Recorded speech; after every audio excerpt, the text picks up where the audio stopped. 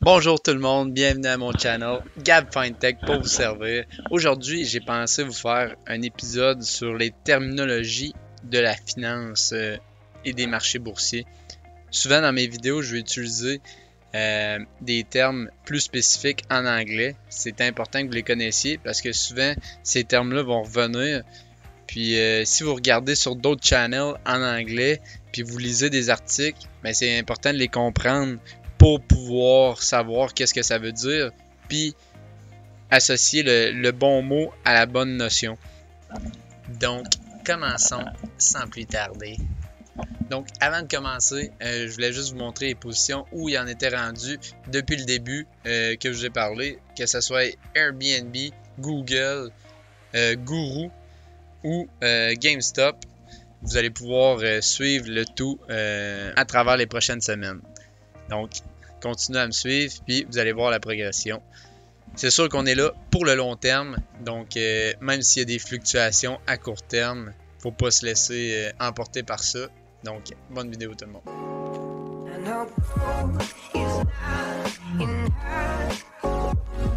Donc, si on commence, vous avez le bear et le bull market. Le bear réfère à l'ours qui va hiberner pendant l'hiver, donc va se réfugier vers le sol. Tandis que vous avez le bull market qui se réfère à un taureau qui va foncer dans le tas puis qui va lever les cornes. Donc, quand vous entendez ça, bear market, ça veut dire que c'est un marché baissier. Si vous entendez bull market, c'est un marché à la hausse. Deuxième terme, vous devez sûrement m'avoir entendu souvent en parler, stock. Stock, S-T-O-C-K, se réfère à action. Donc, comme j'ai déjà parlé, des actions, c'est des parties de compagnie. Donc, si Google avait une action, ça vaudrait pour 1 trillion. Mais s'il y en avait deux, ça vaut 500 milliards. Donc, plus vous avez des stocks pour une action, bien, plus le prix de l'action va être bas. Allez vous référer à ma vidéo sur comment gérer son risque. Troisième mot, broker. Le broker, ça va être lui qui va faire l'intermédiaire entre celui qui... Pour que vous puissiez acheter une action, il faut qu'il y ait quelqu'un qui la vende. Puis ça passe par un broker.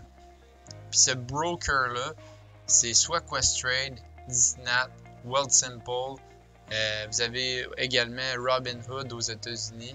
Donc le broker sert à faire l'intermédiaire entre les deux, l'acheteur et le vendeur.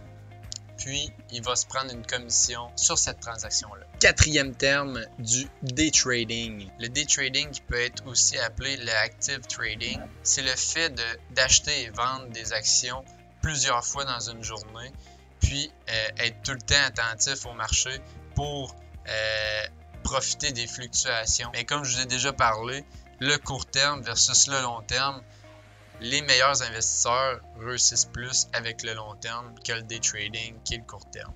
Cinquième terme, les dividendes. En fait, les compagnies, lorsqu'ils font leur rapport annuel, ils ont des bénéfices nets.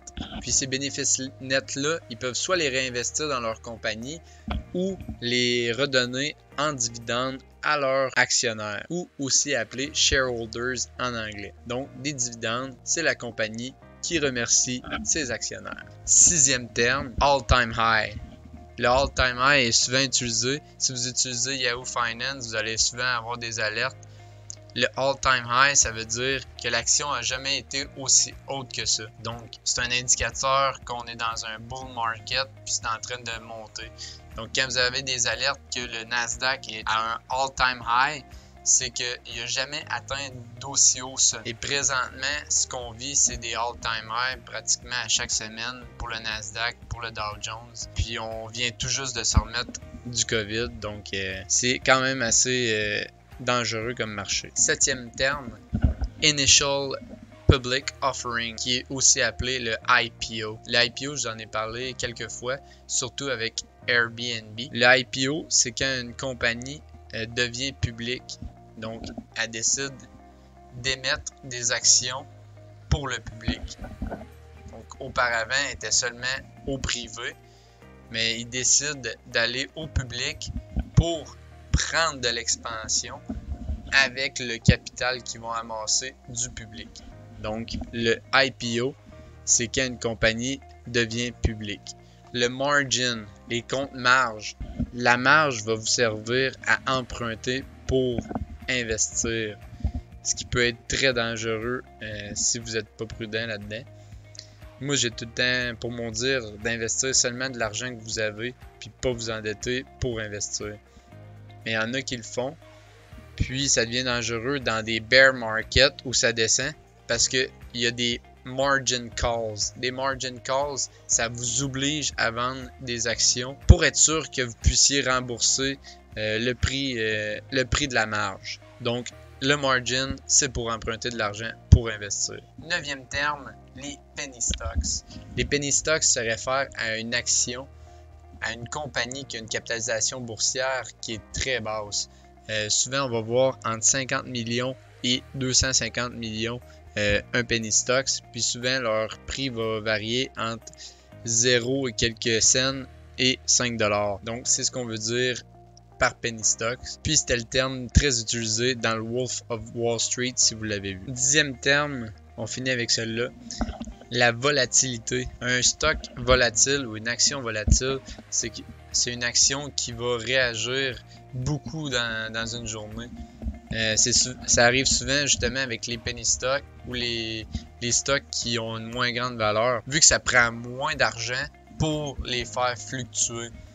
Donc c'est pourquoi vous allez voir beaucoup de fluctuations dans des stocks qui valent pas beaucoup. Un peu ce qu'on est en train de vivre avec GameStop présentement.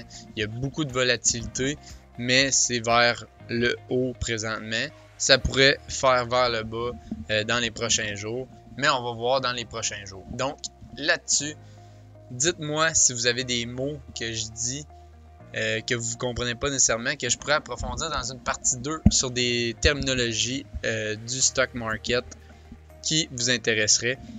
Je sais que je dis beaucoup de termes en anglais, mais le marché boursier fonctionne beaucoup en anglais, puis la finance fonctionne beaucoup en anglais. J'ai appris comme ça, puis essayer de traduire à chaque fois. On perd notre temps pour rien pour arriver au même résultat. Donc, apprenez les termes en anglais, puis on va arriver au même résultat, on va arriver à se comprendre. Donc là-dessus, likez la vidéo, subscribe, puis n'oubliez pas de me laisser en commentaire vos mots qui vous laissent perplexes. Puis on se dit à la prochaine pour un prochain Gab FinTech. Merci tout le monde.